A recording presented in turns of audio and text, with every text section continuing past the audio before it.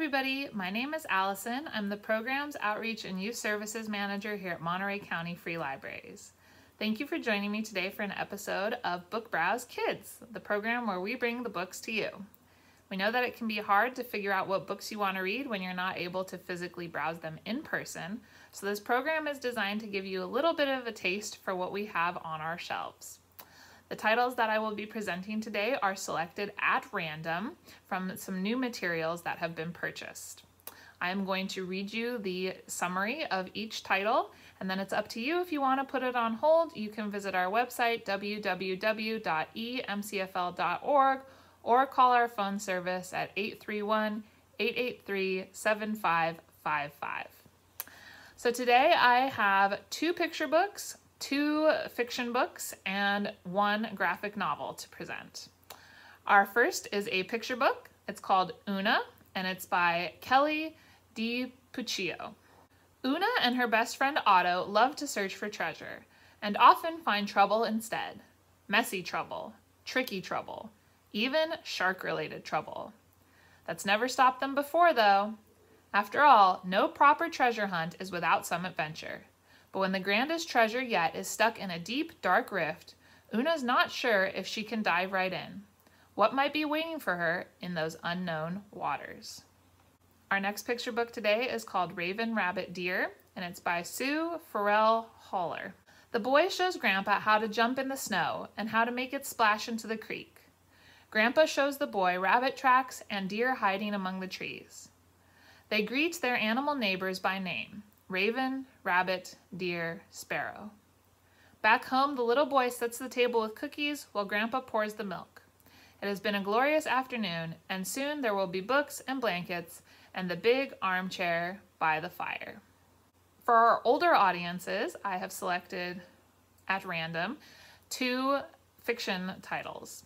The first is Bump by Matt Wallace. MJ knows what it means to hurt. Bruises from gymnastics heal, but big hurts, like her dad not being around anymore, don't go away. Now her mom needs to work 2 jobs, and MJ doesn't have friends at school to lean on. There's only one thing MJ loves: the world of professional wrestling. She especially idolizes the luchadores and the stories they tell in the ring. When MJ learns that her neighbor, Mr. Ariano, runs a wrestling school, she has a new mission in life: join the school, train hard, and become a wrestler. But trouble lies ahead.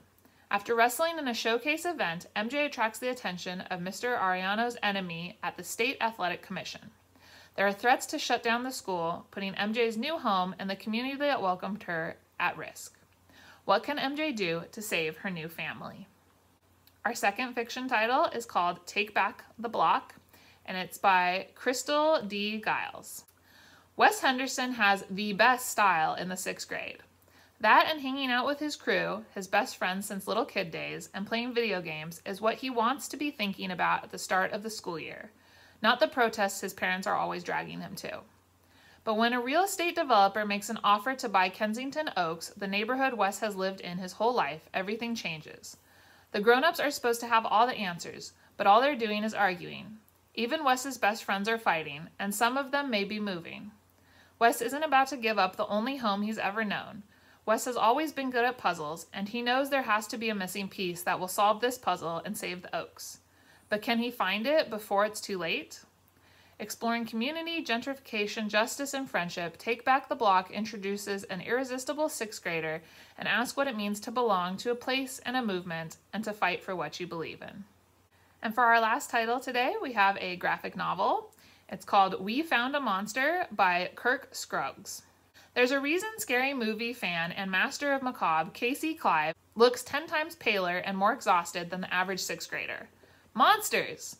He's got tons of them.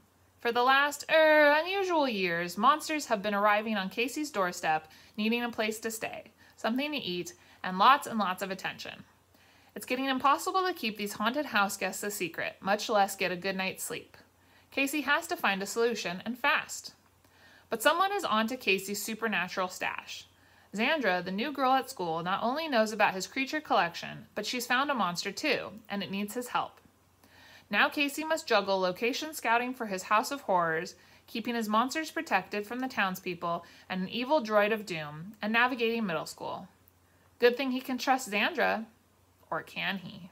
And that's all the titles I have for today. If you saw something that you like the look of, or if you have another title you'd like to place on hold, again, visit our website, www.emcfl.org, or call our phone service at 831-883-7555, and a member of staff will help you place a hold.